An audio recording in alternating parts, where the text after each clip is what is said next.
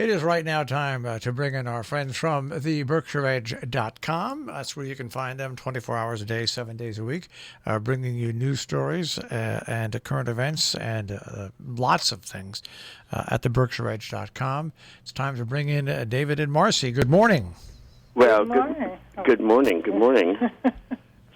Well, it's nice to have you both along on this morning where we can once again look up to the sky and see the smoke from California and Oregon.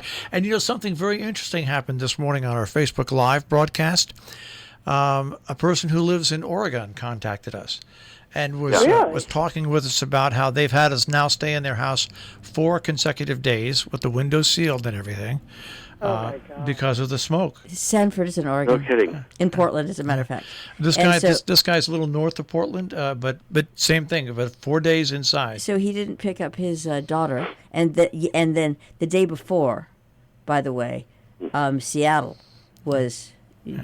And last I heard, as of yesterday, schools were shut for at least a day in Seattle because the air quality was so bad. So it's pretty interesting what's going on in our world, of course. But, it's funny, before we start talking about your stories, there's so many people that say to me, climate change is not the cause of the fires. No.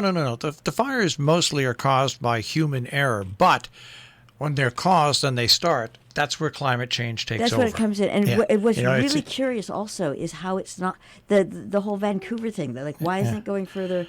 What's the deal that it's not going further? Yeah, why? Because you don't have the Santa Ana winds. It's totally different wind flow once you get up north of Portland. It's totally different wind flow.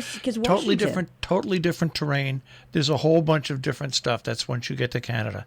And this year there aren't fires in Canada, but last year there were. Right. There were. Just a total different whatever way the weather systems break and the airflows break tells you where the fires are going to be. So it's the airflow. Oh, absolutely, it's the airflow. Right. Absolutely. And the gender reveal party, apparently. The start of these fires are a whole bunch of things, but the dry conditions, the airflow, how fires spread, that's all part of climate change and all why it happens. But anyway, it would be lovely. I'm going to make a little comment, and I'm sorry. It'd be lovely if people were more aware of their surroundings, so that perhaps if they, But that's exactly. Well, in fact, we heard an NPR report the other day that it's very likely we're going to have some kinds of fires here in the east too. I mean, it's not just something that's happening in the west. It's sooner or later. We're going through a drought. Yeah, it's sooner or later. Yeah, that's exactly right. It's yeah, sooner or later. And it'll be here too. We have the on and off drought syndromes where you get drought for like 7 months and then heavy rain for a month. That does no good. It runs off, and then you have drought, and then you have a human make a stupid mistake, and then all you need is some wind, and you've got fire. And things are out of control. So and if you count the number of tornadoes we've had this year, just for people who think that Tornado Alley is elsewhere. Yeah. It is. All right. Well, Tornado Alley is in Northeast Ohio. That's where I grew up. That's right. No, it's true. You don't realize. I swear, you come out of there and you don't even think that there's a tornado here. But here's the thing: Connecticut. I hate to tell you, went all the way out to the shores of Lake Erie at one point. Well, it did. So talk about Tornado Alley. It's Connecticut. That's right. You see what I mean? It comes. Yeah. It goes all the way out to Lake Erie, and the tornadoes just are following this old migration path. Well, at least they know what they're doing. Years ago, they know what they're doing, right? And they have a sense of history, which is more than we can say from most Americans. I'm all for that. In those days, Connecticut didn't have as many ends. Okay. Okay. All right.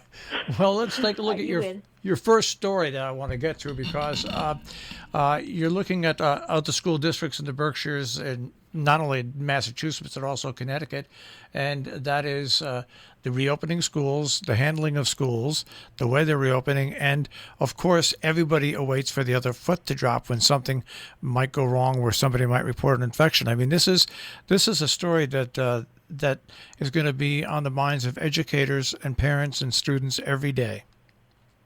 It is. Oh, yeah. Yeah. It's schools are tentatively opening with this kind of hybrid format where, they're going to be, it's people are going to be partially at home and learning. It's just a it's just a nightmare, I would think, for administrators and for parents as well. I mean, how can they go to work, if their kids are at home? It's just become it's really a terrible situation.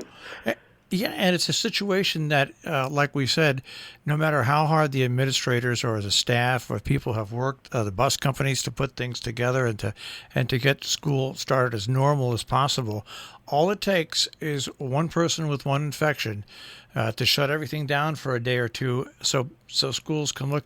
And the laws of averages is that sooner or later something like that's going to happen. So. Parents and teachers and administrators, they all have to be patient, and it really is a day-by-day waiting game. That's right. Yeah. Well, until Berkshire Hills now we're talking about, which is the school district that is in Great Barrington, Stockbridge. It has and West Stockbridge is they're going into a until October 5th, anyways, the school district will operate with a remote only, which I find I don't know how effective educationally these remote learning programs are really. Well, especially when you don't have convenient internet access every place. No, you don't. Yeah, I mean. That's the big foil in this whole thing. I guess it could work great if you had great internet service everywhere, but you don't where we live. No, you don't. That's true. And I wonder how many people still have dial-up. There are. You're absolutely right. Yeah, you're absolutely right. And it's a challenge. It's going to be, like we said, this is going to be a story that's going to be with us the whole school year, and it'll have rough points in it, and it's just one of those things that we're going to have to grind our way through, not only as residents and as parents and grandparents and friends of people that are teachers and kids in school, but as media type, because it really is one of those situations that, as much as you prepare for the worst, and then you can expect anything at that point. There's nothing more fascinating than a 7-year-old's like, "Can I go to school every day, Mom?" Yeah. Which I've got. Well, also the other thing is that school education is a progressive enterprise, and I wonder how well these kids will be prepared when they get to be in high school. Well, that's the whole thing. Yeah, you're right. You're exactly right. The preparation and the way that they get and the way they learn from grade level to grade level is affected. Terribly. In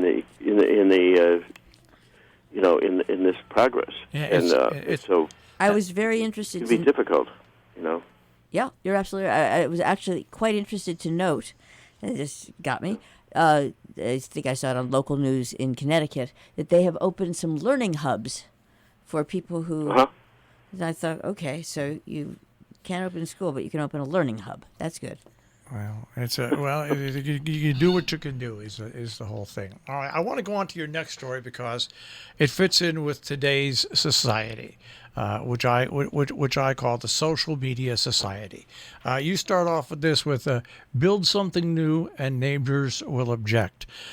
Even if you are an existing business and you want to do something new, neighbors object. It is a minefield out there for people that have invested in their businesses and long term and then want to improve their businesses and feel stymied by people that have moved in knowing that business was there. Yep. Oh, the airport. Yeah, the airport is a major thing. That's just one. This is just sort of a little package of stories. Yeah.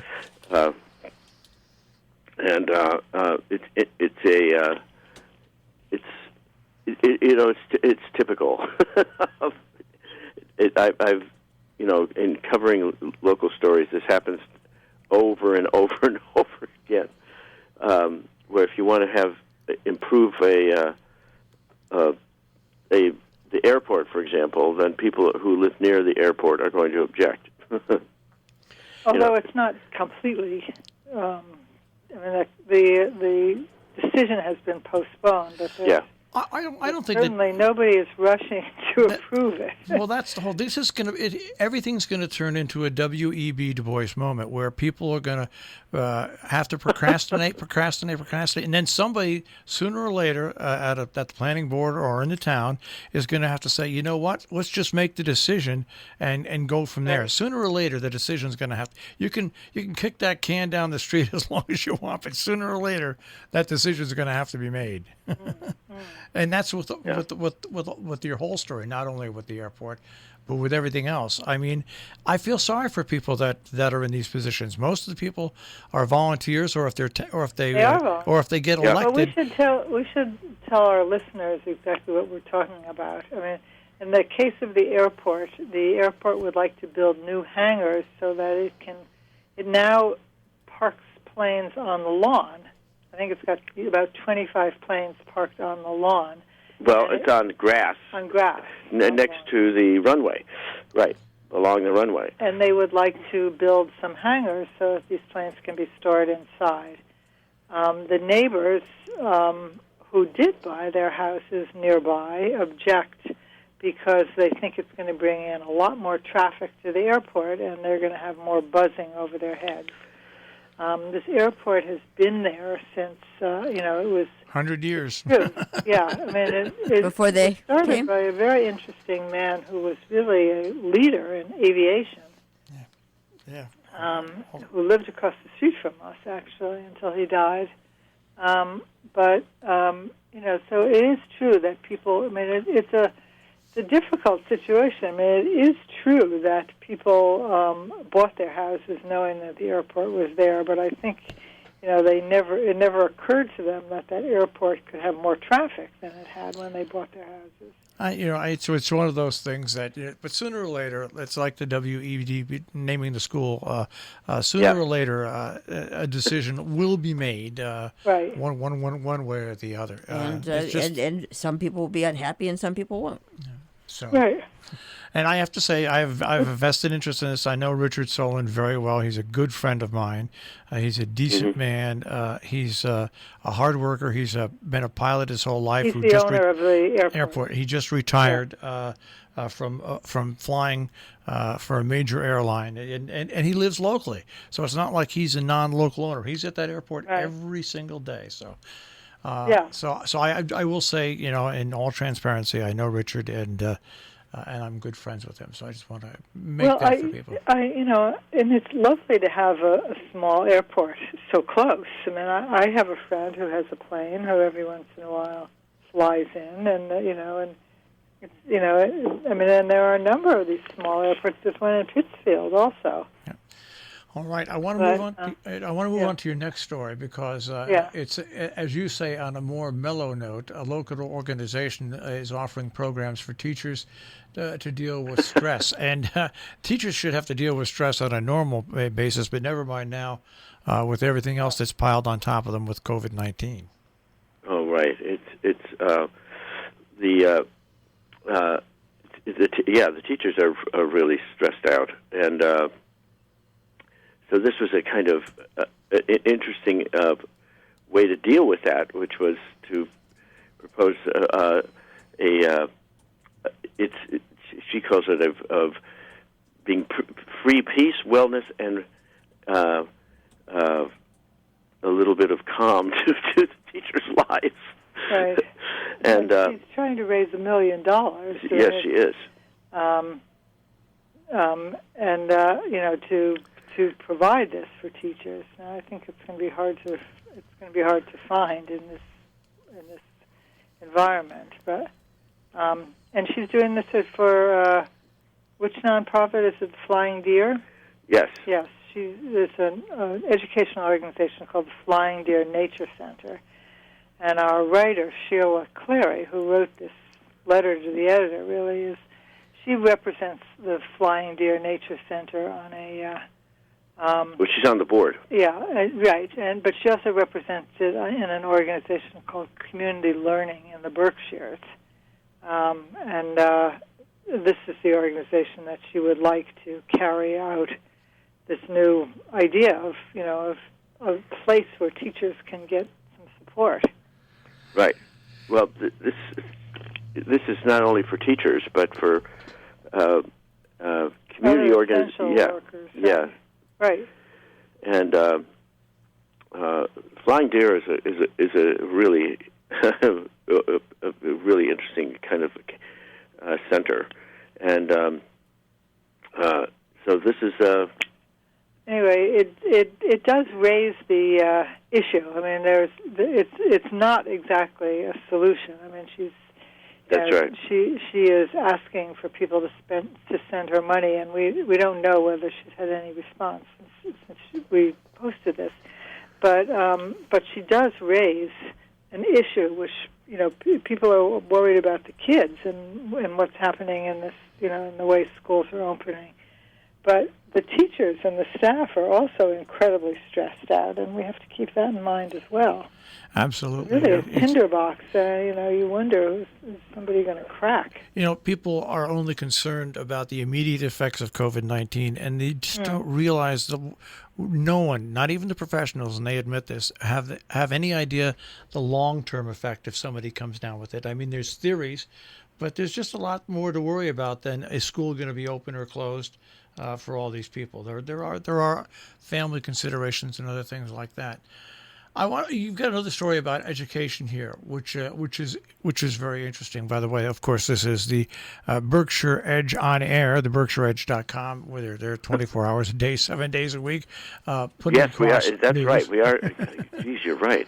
We are 24 hours a day. I know. Well, it basically is. You're expected to be there anyways because you provide a service. So that's what we're all in on. But your story is. What happens if schools close due to the pandemic and parents have to work? What happens if parents lose their job? I mean, there's so many other considerations to look at here when you talk about education, parents, single-parent households, parents that both have jobs. I mean, this is a wide-ranging topic. Oh, it is. And it looks like I actually merged two stories. David, would you help? No. Well, Sheila Clary is a teacher herself who wrote this story, and she has a plan for having the local community centers and nonprofit centers join together to provide educational spaces and childcare during this pandemic. She's quite. Not only as a teacher, she's a great writer. Yeah, she writes often of us. Yeah. So we'll see whether anyone takes her up on this, but this is just one way in which people are trying to think of how to manage and keep our culture together during this pandemic.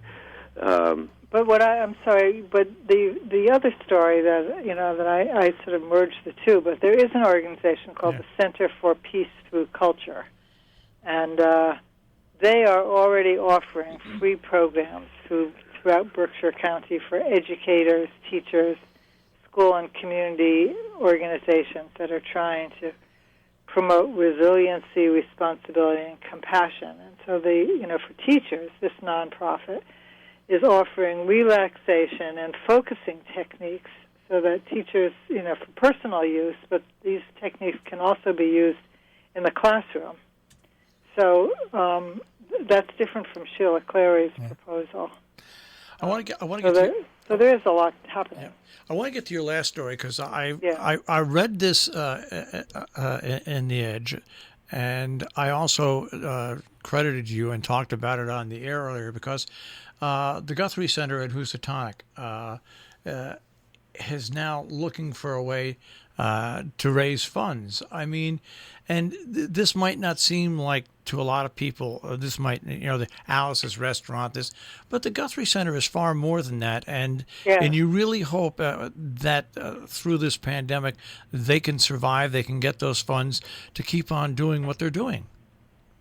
Oh, I know. I mean, it's not one of the big organizations that people know about, but it is really, we think an organization that captures the spirit of and the personality of the Berkshires. That here is Arlo Guthrie, who ended up buying this church, which was really the genesis of his song Alice's Restaurant, because he spent a Thanksgiving with Alice Brock and her husband, who were living in the church, and that's when he went to dump the trash on Thanksgiving Day, and he ran into Officer Obie, and thus began he got arrested. The 22-minute or whatever it is saga of Alice's Restaurant.